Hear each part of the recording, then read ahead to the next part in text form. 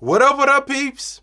Influenza, TheSneakerLeaker. Een hele goede dag, natuurlijk een good afternoon en een buenas noches. Hangt er vanaf wanneer je deze filmpje aan het kijken bent. Maar welkom bij het kanaal en welkom bij een gloednieuwe Weekly Windup waar we de hyped, limited, exclusieve sneakers van de komende week even gaan checken. En natuurlijk een kleine recapje van wat vorige week is gebeurd. En jullie weten het al, er waren aardig wat sneakers vorige week uitgekomen. Deze week is het ietsjes minder, maar we snappen ook wel, we naderen het einde van het jaar en er zijn er nog wel bepaalde sneakers die nog uit moeten komen. So we are patiently waiting for those sneakers. We hebben vast wel ook nog een sneaker of twee, volgens mij is het maar eentje, die deze week uitkomen. Dus let's get right into this one. De Weekly Windup van week 49, 49, 49. En natuurlijk ook nog die recapje van week 48, 48, 48. But let's get right into this one.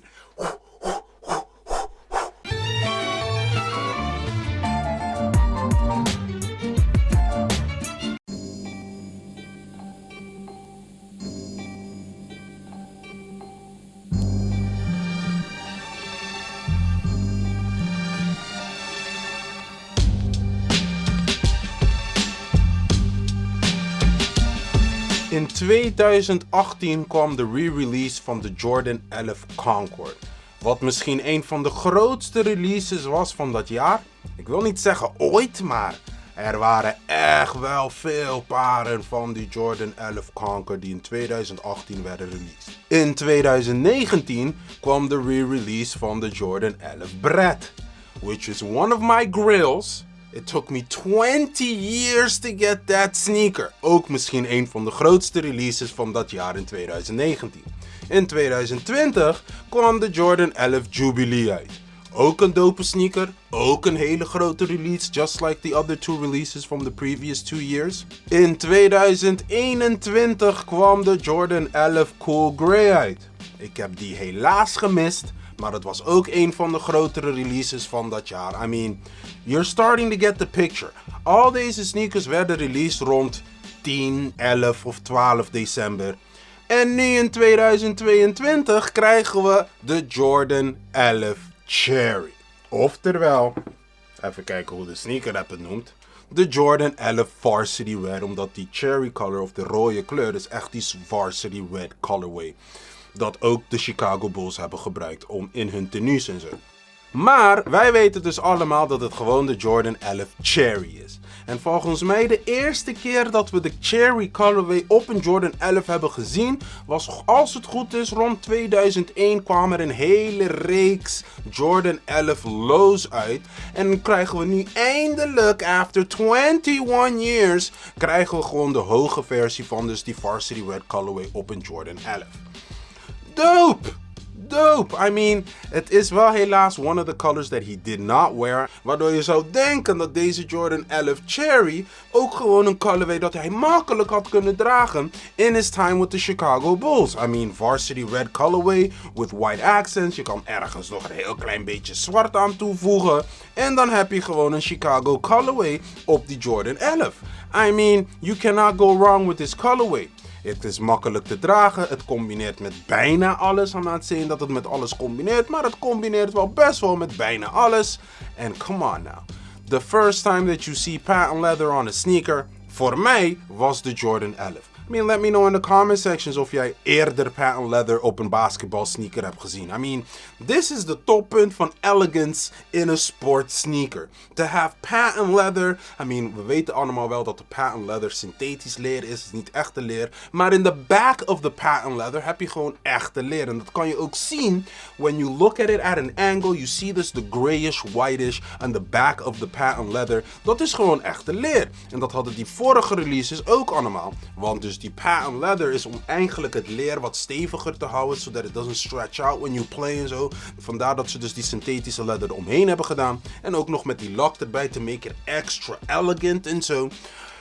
Maar ja, Jordan, if you go look at Jordan playing in the Jordan 11, he even stretched out that patent leather met al zijn movements en zo. I mean, hij was geen lichte guy en hij was ook nog bijna 2 meter. En al die acties die hij aan het doen was, that really stresses the sneaker, waardoor het ook de patent leather stressed and stretched uiteindelijk. But for us that use the sneaker normally, misschien spelen we ook basketbal in die sneaker, maar vast niet, ik wil mensen niet beschouwen, maar vast niet op het niveau van Michael Jordan.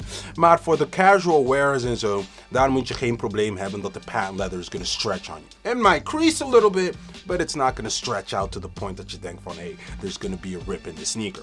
De carbon plate op de outsole, full length zoom in dus de sneaker ook. En ook nog de insole die ook nog extra ietsje soft is en dan nog met die full leg zoom in de insole of in de footbed nog erbij. You have gewoon een luxury comfort met ook nog een luxury effect op de outside of the sneaker. En in white and varsity red. And we all know the publicly appointed name of this sneaker is gewoon de Jordan 11 Cherry, dus daar gaan we het ook aanhouden. Even though de sneaker app zegt varsity red. Ik snap die varsity red, but we all know it's Jordan 11 Cherry.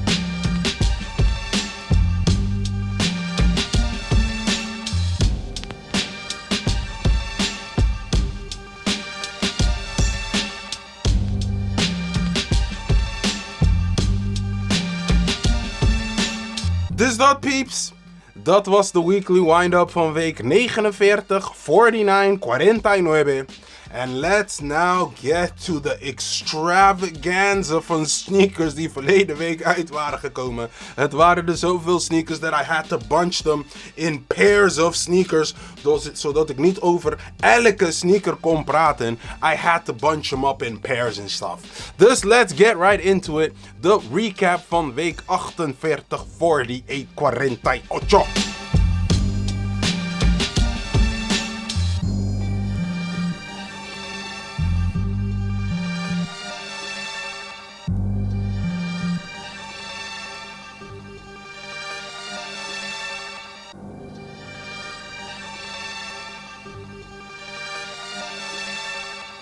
De Jordan 5 Dj Khaled's waren verleden week uitgekomen. En het was een hele Dj Khaled's Jordan 5 pakket or pack that came out. Alleen, er waren maar 2 kleuren die voor general release waren. Dat was dus die Sail en die Solemn colorway. En er waren nog 3 andere kleuren, maar dat waren echt friends and families. Wat ik echt heel jammer vind, want een paar van die kleuren waren echt gewoon vuur. Nou, ik vind die Sail en die Solemn kleur van dus de We The Best Dj Khaled Jordan 5's ook gewoon te erg. En als jullie mijn vorige filmpje hebben gezien, weten jullie, ik heb die schoen al in hand gehad before it came out. And the materials were picobello. Nou, ik wil niet zeggen dat it was the most premium material ever, maar to the touch, die leer was gewoon daar. Het was een soft leather, het was ietsjes meer premium leather dan normaal. Feel and see the grooves van de tumble leather op die sneaker. And if you would feel it, you would feel the softness of the leather. En dat is meestal bij andere Jordan 5's en bij andere general release sneakers zijn ze meestal not so soft. Het is meer van dat synthetische leer en more like, I don't want to use the word cheap, maar let's be honest. Het is gewoon even wat cheaper, wat meer synthetische leer dan wat we dus nu op de Dj Khaled hebben gekregen. En naar mijn idee, Dj Khaled went personally to Michael Jordan to approve the sneaker and the materials on this Jordan 5. Dus de materials waren daar. Ik vond persoonlijk de kleuren van die sneaker vond ik ook dope. Die zalmkleur. Ik kan ergens wel begrijpen dat voor bepaalde mensen zeggen dat, no, wait a second. How am I gonna combine this salmon colorway? I mean, it's gonna be a little difficult. Ik dacht van, difficult or not, I mean, we're all black in the bed at all. But that's my personal opinion. En dan die Sail colorway gave me vibes of the grape. De Jordan 5 grape. Dat ik echt al lang al zit te zoeken. Vooral die fresh print grape. Zonder dus de veters en de laceholes en zo. Daar zit ik al een tijdje voor te zoeken. But I mean, the prices for that sneaker is just gewoon ridiculous. Dus ik heb geen Jordan 5 grape colorway. So if I would have won the Jordan 5 Dj Khaled Sail versie, that would have been the closest version to a grape Jordan 5 that I would get. Dus jullie snappen maar hoe ik zo aan het praten ben. Dat ik heb gewoon een dikke L op de sneakers heb gekregen voor die sneakers. Nou moet ik ook nog eerlijk zeggen, it was only the Solemn colorway that was on the sneakers app, niet de Sail colorway. Even though I think maybe the sale colorway was een exclusive access of zo op de sneaker app. Maar ja, ik heb daar niks van meegemaakt. Let me know in de comment sections wat jullie vinden. Hebben jullie exclusive access op die sale Jordan 5 We The Best collab gekregen? Of was het echt letterlijk alleen maar die solemn colorway dat op de sneaker app was? Even though I was not happy that I did not get it for retail, ik ben natuurlijk wel zo gierig geweest dat ik het voor de resale prijs ben gaan lopen opzoeken. And I got lucky. At least I got one of the two colorways for retail after the fact. We got the solemn colorway binnen. Jawel, en ook nog voor retail. I mean, this is gewoon insane. Nou moet ik wel eerlijk zeggen dat de resell van deze sneaker niet zoveel is op het moment. I mean, what is it now? 250 euro's op een 225 euro's retail. 250 euro's, 260 als je een beetje geluk hebt. Ook hangt er vanaf wat voor maat. Maar, I mean, dan slaap je toch hierop als je vindt dat hier never resell op gaat komen. I mean, I think in a year from now, this will double up. And even if it doesn't, dit is echt gewoon een beautiful shoe. I mean, zelfs de solemn colorway, I mean, it's unique. Ik vind deze solemn colorway echt wel gewoon daar. We The Best on the back. En aan de andere kant heb je gewoon Nike Air. Keep going on the back of the tongue. Dus eentje heeft keep en die andere heeft going. The materials are gewoon soft. I mean, je krijgt echt wel het gevoel dat dit gewoon premium leather is. And if it's not, it's close enough with the feeling. Want ik heb genoeg andere Jordan 5's, they don't have the leather feel like this leather feel is feeling in my hand. I mean, this is beautiful. Dit is gewoon beautiful. En dan laat staan all the quiltedness inside. De tong is net ietsjes dunner, so it has a more like a sleek view than an average Jordan 5. Je ziet de pods aan de zijkant zijn gewoon weg en hebben ze gewoon patches daarin gezet. Just to make it a little bit more elegant. Even though there's still the 3M and the lace lock and the Jordan logo bij de outsole. I mean, even this detail. Dat het net een andere soort van kleur dat popping out of the outsole. I mean, this is beautiful. How is it that I got this for retail after the fact? I mean, this is gewoon crazy. Ik vind deze echt wel gewoon een beautiful shoe. And I got it for retail after the fact. Dus geen sneaker app, geen andere sites en zo. And still got this one for retail. I mean, this is crazy. And let's not forget the other one that I also got. Alleen deze was niet voor retail. Hier heb ik wel ietsjes meer dan retail voor moeten betalen. I paid, what is it nou, 280, 290 euro heb ik voor deze schoen betaald. I mean, ik vind het nog steeds een mooie prijs. Because just like I told you guys before. De Jordan 5 Grape, especially the Fresh Prince Grape, heb ik niet. De Normal Grape van 2013 heb ik ook niet. En ik weet dat DJ Khaled took inspiration of the Jordan 5 Grape in order to make this Jordan 5 DJ Khaled sale. Dus je ziet het, this is up until now, this is the closest thing that I will get to a Jordan 5 Grape. And I'm loving it. Again, materials, precies hetzelfde. Pods to make it look sleeker. The quiltedness on the inside. The keep going accent hier. Hier zie je de Nike Air on the back booty. Ook beautiful. Aan de andere kant heb je We The Best. I'm not mad at that. Zelfs hier heb je ook nog dat accentje weer.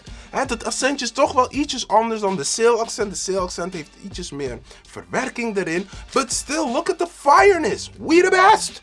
Je hebt 3 extra Vater colorways aside from the Vater that's in the sneaker. En dat heb je voor beide colorways. I mean, what more do you want? Even Nike Air on the back booty. I mean, ik ben daar met deze sneaker, man. Ik vond deze sneakers gewoon zo dope that I went on the resale market and to see if I get a good price. En ik vond beide prijzen voor de schoenen vond ik een good price right now. I mean, ik had persoonlijk niet echt richting de 350, 400 euro voor deze schoen betaald. Maar I mean, for close to retail, this is vuur!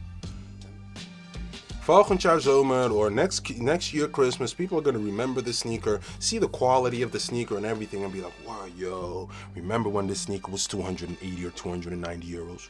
And now it's almost 450.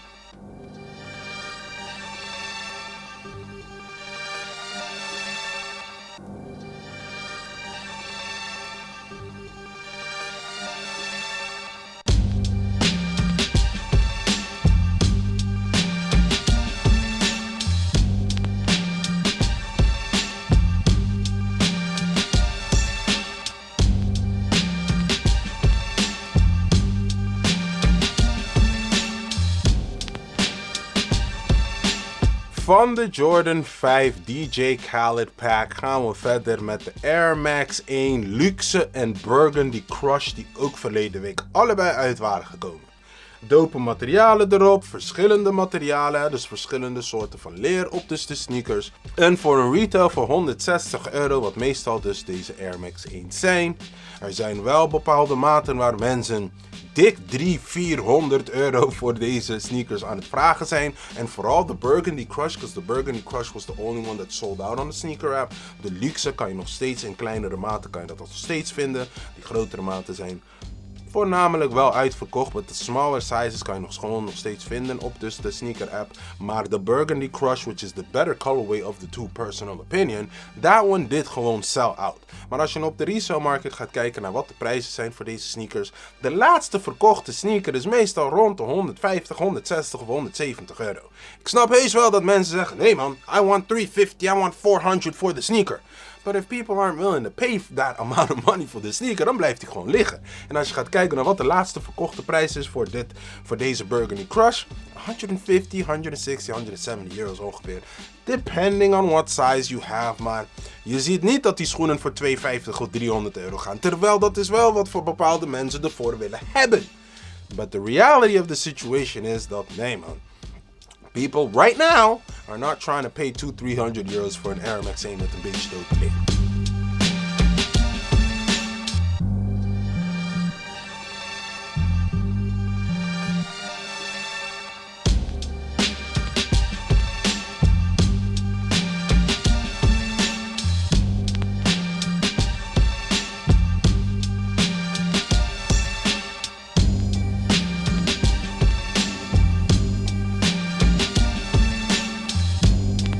Van de Air Max 1 gaan we verder met de Jordan 6 Metallic en Silver, oftewel de publicly appointed name, de Jordan 6 Chrome. Voor de mensen die mijn laatste filmpje niet hebben gezien, de Jordan 6 Chrome is gewoon een hele zwarte Jordan 6 met een Durabak, dus niet echt leren materiaal, maar meer synthetische Durabak.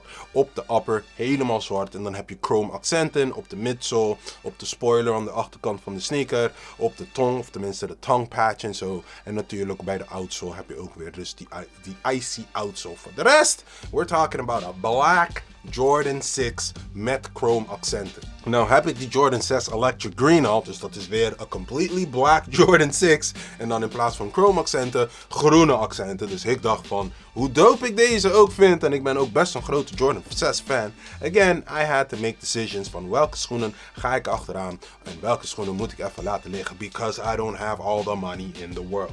Waardoor ik dacht van, al die sneakers die verleden week uit waren gekomen, vond ik persoonlijk de DJ Khaled Jordan 5 qua collab, qua materialen en qua alles erop en eraan de beste sneaker om te halen in dus die hele reeks. Waardoor ik die Jordan 6 Chrome ook nog wel hebben.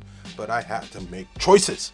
En dan voor een retail van €200 in een size 13 gang. It did sell out, dus je kan het niet op de sneaker app en dat soort dingen halen meer. In een size 13 gang gaat hij voor ongeveer $280, $290 op het moment. So you're making, what is it now? €200 retail. You're making like what, €40, 30, €40 you're making on the sneaker if you quick flip it now. En het is wel een colorway die makkelijk te dragen is. Helemaal zwart met chrome accenten. I mean, you cannot really go wrong met die colorway. Dus het kan nog best zijn dat over een jaar de resale van deze sneaker maybe it'll even hit like a $350, $375. I don't know if it'll hit €400. Want het is nog steeds een Jordan 6. Even though it's black and it has chrome accenten. Het is niet echt een van die collabs dat je denkt van no, this sneaker is gonna hit €800 when it's all said and done. Nah. Dat niet. Maar, I mean, it's still a Jordan 6 helemaal in het zwart met chrome accenten. Dus om te zeggen dat ik could hit like a $350, maybe a $375 over een jaartje of zo, is niet mis. Maar I mean, if you don't have any Jordan 6's and this is your first Jordan 6 in het black, of überhaupt your first Jordan 6, wear it! Dope sneaker! I mean, voor de €40 dat je daarop kan pakken, is het wel de moeite waard. I mean, ik neem aan dat je die schoen hebt gekocht omdat je het ergens dope vond. Of was het letterlijk alleen maar voor resale? If it was letterlijk for resale, then I would say take your $40 and on to the next one.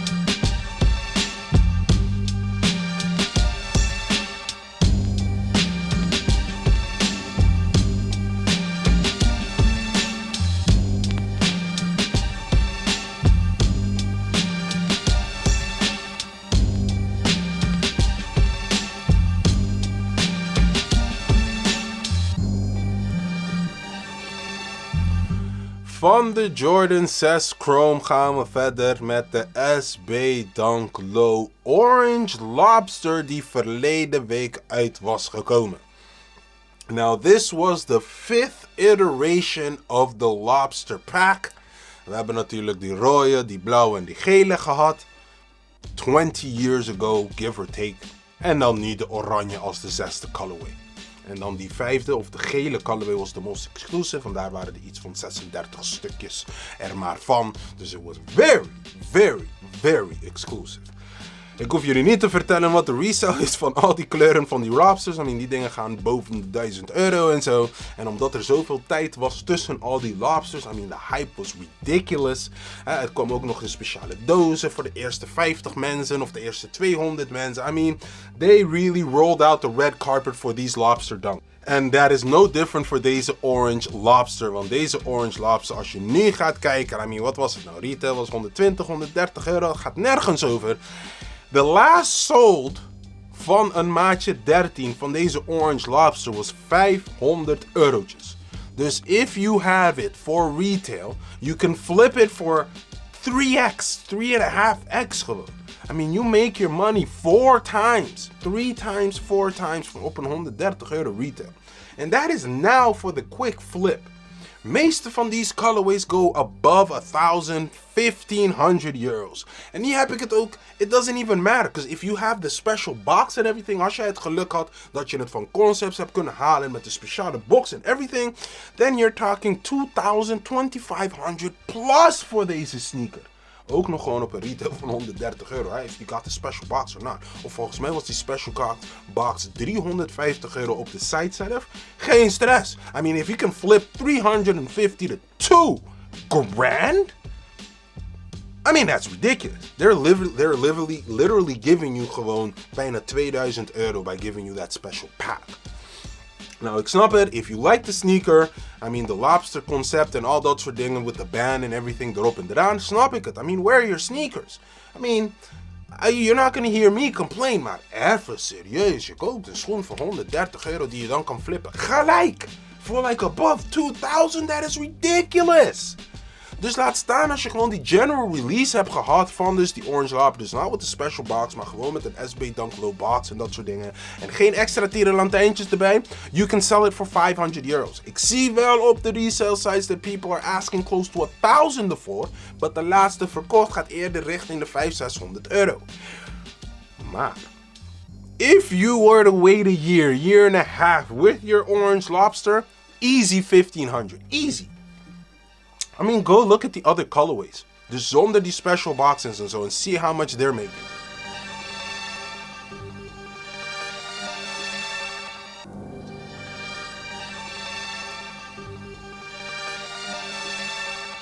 Maar dus dat, peeps.